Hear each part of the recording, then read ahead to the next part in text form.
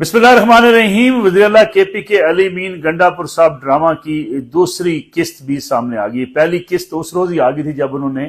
KP के assembly में अचानक नमूदार होकर ये ऐलान किया था कि वो 12 अजला से होते हुए छुप कर यहाँ पहुंचे और असेंबली के इजलास से उन्होंने खिताब भी किया। आज उन्होंने एक और धुआंधार तकरीर की है जिसमें उन्होंने वो रूट भी बता दिया कि किस तरीके से वो KP के हाउस से निकले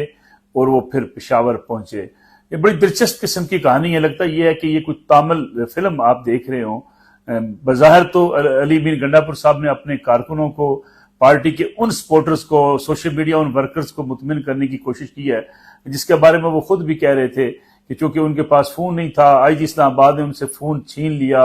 इसलिए वो सोशल मीडिया पर देख नहीं सके। लेकिन अब मैं उन लोगों को बताने आया हूं कि असल हुआ क्या। उन्होंने ये बताने की कोशिश की कि वो पहाड़ के ऊपर पहुंचे और पहाड़ पर उन्होंने एक पत्थर मारा चलती हुई गाड़ी को, गाड़ी रुकी, गाड़ी से आगे देखा कि उनका ड्राइवर एक गाड़ी चला रहा था, फिर 2 मोटरसाइकिल पे सवार जो उनके मुहाफिज थे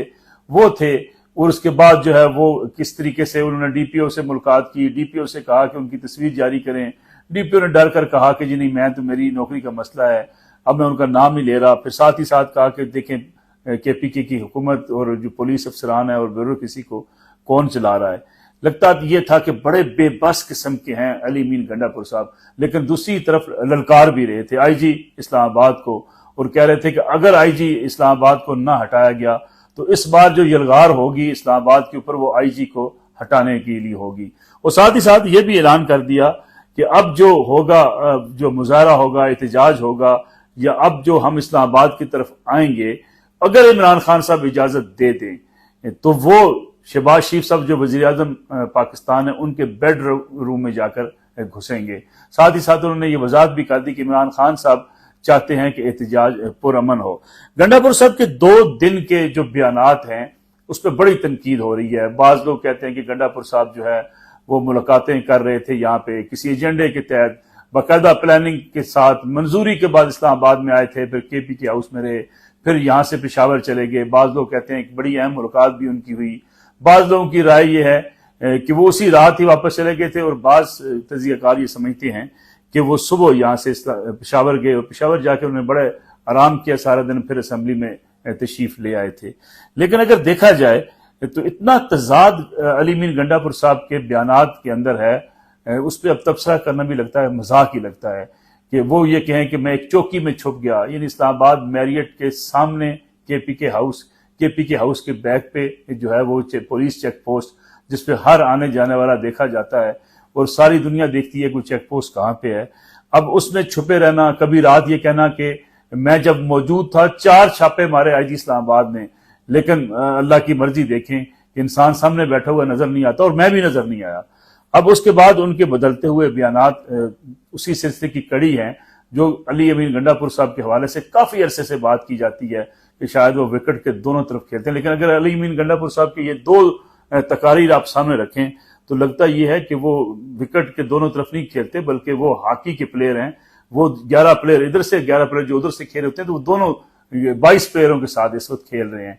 तो गोया इस वक्त जो सूरत हाल बनती हुई दिखाई देती है उस पर अली मीन गंडापुर साहब को एक दबाव है पार्टी का, पार्टी के कारकुनों का, कि वो क्यों नहीं आए। और अगर वो अपने उस दस्ते को या उस जुलूस को जो लेकर पेशावर से आ रहे थे उसको लेकर D चौक में पहुंचते तो शायद एक बड़ा एहतजाज हो जाता। लेकिन उनके ना आने की वजह से युजान जो कारकुन थे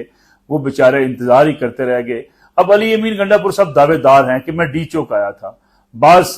तजियाकार, बाज साफी जो अली मीन गंडापुर साहब के मौकफ को मान लेते हैं, वो ये कह रहे हैं हाँ वो आए तो थे, लेकिन वहां से फिर आराम से KP के हाउस चले गए। कहाँ उन्होंने तकरीर की, किन कारकुनों से मिले, क्योंकि जो कारकुन वहां पे मौजूद थे वो अब भी कहते हैं कि अली मीन गंडापुर साहब को तो हमने देखा नहीं है।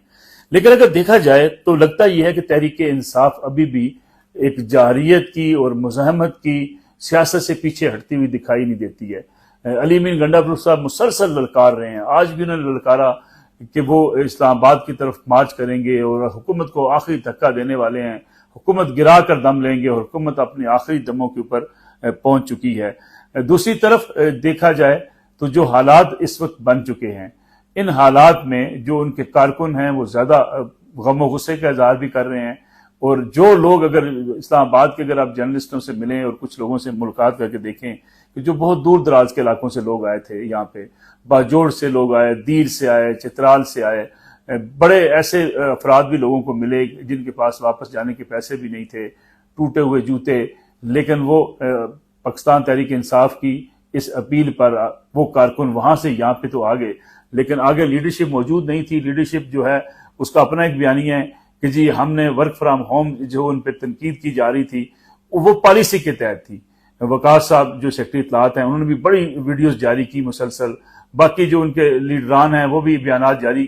کرتے رہے، اور یہ کہا گیا کہ اگر ہم بھی آ کے گرفتار ہو جاتے، سلیمان اکبر راجہ صاحب نے تو کہہ دیا کہ بڑا آسان تھا، میں بھی آتا وہ گرفتاری دے دیتا، لیکن پارٹی کی لیڈرشپ کا فیصلہ یہ تھا کہ ہم پیچھے بیٹھ کے یہ ساری صورتحال کو مانیٹر کرتے رہیں اور احتجاج بھی ہوتا رہے اور ہم اپنی گرفتاریوں سے بھی بچ جائیں۔ لیکن اگر یہ سوال ٹھیک ہے کہ لیڈرشپ گرفتار نہیں ہونا چاہتی تھی تو عمران خان صاحب کی بہنیں خود گرفتاری دینے کے لیے، انہیں پتا تھا انہیں گرفتار کر لیا جائے گا لیکن وہ ڈی چوک میں آ گئی، انہیں گرفتار بھی کر لیا گیا۔ پھر ان کو کیوں نہیں کہا گیا کہ بھائی آپ بھی گھر پہ رہیں، گھر پہ موجود رہیں، پارٹی کا فیصلہ ہے کہ لیڈرشپ جو ہے وہ باہر رہے گی؟ کیونکہ اگر دیکھا جائے تو عمران خان صاحب کے موقف کے حوالے سے علیمہ خان صاحبہ جو ہیں ان کی بہن ہیں، ان کی بات کو زیادہ اہمیت دی جاتی ہے۔ عمران خان صاحب کا اگر کوئی پیغام بھی ہوتا تھا یا عمران خان صاحب اگر کوئی پالیسی بھی دیتے رہے ماضی میں بھی، تو علیمہ خان صاحب کی سٹیٹمنٹ کو زیادہ امپارٹنس دی جاتی رہی ہے۔ اب ان کو بھی گرفتار کروا دینا اور لیڈرشپ کا گھروں میں بیٹھے رہنا یا کہیں چھپ جانا، یہ بہرحال خاصی تنقید کا سامنا انہیں کرنا پڑ رہا ہے۔ مجموعی طور پہ اس وقت کے پی کے کی صورتحال یہ ہے کہ وہاں سے ابھی بھی اس قسم کی آوازیں اٹھ رہی ہیں۔ آج بہت لڑائی جھگڑا بھی ہوا پاکستان تحریک انصاف کے ایم پی ایز کا، اور ان سے اختلاف کرنے والے جو ایم پی ایز وہاں پہ موجود ہیں، ایک دوسرے کے اوپر جو ہے وہ مکے برسائے گئے، اور کے پی کے اسمبلی کا جو ماحول تھا وہ بھی ایسا تھا کہ لگ یہ رہا تھا کہ اب ایک دوسرے کو وہاں پہ مارنے پہ تلے ہوئے نظر آتے ہیں۔ ان حالات میں بہت سے سوالات پیدا ہوتے ہیں، کیا تحریک انصاف اپنے اس جارحیت، یہ اس جارحانہ موڈ سے پیچھے ہٹنے کو تیار ہے؟ تو اگر علی مین گنڈا پور صاحب کو اور اسمبلی کی تقریر کو دیکھیں، علی مین گنڈا پور صاحب جو وزیر اعلیٰ ہیں خود نعرے لگوا رہے ہیں، مرو گے، لڑو گے اور ڈٹ جاؤ گے، اور تمام اراکین اسمبلی سے کہا کہ کھڑے ہو جاؤ اپنی نشستوں پر۔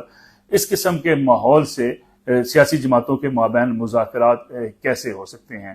دوسری طرف اگر یہ بات تسلیم کر لی جائے کہ علی امین گنڈا پور صاحب محض اپنی لیڈرشپ کو خوش کرنے کے لیے یہ اس قسم کے جلوس یا اس قسم کے بیانات دیتے ہیں، تو اس کے بعد پھر اپنے ماحول کو بہتر کرنے کے لیے بھی سازگار ہو جاتے ہیں، تو دیکھا جائے تو ان حالات میں بھی پی ٹی آئی کے لیے سب سے بڑا مسئلہ ہوگا گورننس کا۔ اگر کے پی کے اندر وزیر اعلیٰ اور وہاں کے وزراء اور وہاں کی ساری لیڈرشپ اسی طرف لگی رہتی ہے کہ انہیں اسلام آباد کی طرف آنا ہے، مارچ کرنا ہے، جلسے جلوس کرنے ہیں، تو پھر کے پی کے عوام کے مسائل حل کون کرے گا؟ وہاں پہ جو صورتحال ہے اس وقت، جو خاص طور پہ اگر بے روزگاری کی بات کی جائے، لا اینڈ آرڈر کی بات کی جائے، اسے ہینڈل کون کرے گا؟ یہ ایک بڑا اہم سوال ہے۔ دوسری طرف علی مین گنڈا پور صاحب اپنی اصل کہانی بھی بتانے کو تیار نہیں ہے۔ حکومت، یقینی بات ہے حکومت کے پاس بھی اصل کہانی موجود ہے، وہ بھی یہ بتانے کو تیار نہیں ہے کہ علی مین گنڈا پور صاحب روپوش تھے، کہاں روپوش تھے، گرفتار نہیں تھے تو کہاں تھے، کیسے پہنچے، کیسے واپس گئے۔ یہ ساری ایک ایسی کہانی ہے جو میرے خیال میں پاکستان کے عوام کے ساتھ اکثر کھیلی جاتی ہے کہ عوام کو بتایا کچھ جاتا ہے، ہوتا کچھ ہے، بند کمروں کی ملاقاتیں کچھ اور ہوتی ہیں، سڑک پہ آ کے جلسوں سے خطاب کرتے ہوئے قائدین کچھ کہتے ہیں، لیکن اندر خانے جو مذاکرات کرتے ہیں، بات چیت کرتے ہیں، اس سے کیا حاصل کرتے ہیں، یہ بھی، اس سے بھی عوام بے خبر رہتے ہیں۔ اب صورتحال اس طرف بڑھتی دکھائی تو دیتی ہے کہ شاید پی ٹی آئی اپنی جو ہے احتجاجی سیاست کو جاری رکھے گی، لیکن کیونکہ اسلام آباد میں اس وقت خاموشی ہے، پرسکون ہے اسلام آباد، اور جو الزامات لگ رہے ہیں پی ٹی آئی کے اوپر کہ ایس سی او کانفرنس کے حوالے سے، شنگھائی سمٹ کے حوالے سے معاملات طے پا چکے ہیں، یہ بظاہر تو ایسا ہی لگتا ہے کیونکہ پی ٹی آئی کی لیڈرشپ جو ہے اس نے تو کہا کہ احتجاج جاری ہے، لیکن احتجاج آپ کو ابھی کہیں نظر نہیں آتا۔ کیا علی مین گنڈا پور صاحب حکومت کے ساتھ یہ معاملات طے کر کے پشاور گئے ہیں؟ اور تقریر تو انہیں کرنی ہے، کیونکہ اگر وہ تقریر اس قسم کی نہیں کرتے، جذباتی تقریر نہیں کرتے، لڑائی جھگڑے کی بات نہیں کرتے، تو پھر پی ٹی آئی کی طرف سے، پی ٹی آئی کے کارکنوں کی طرف سے وہ لڑائی کے لیے تیار رہیں۔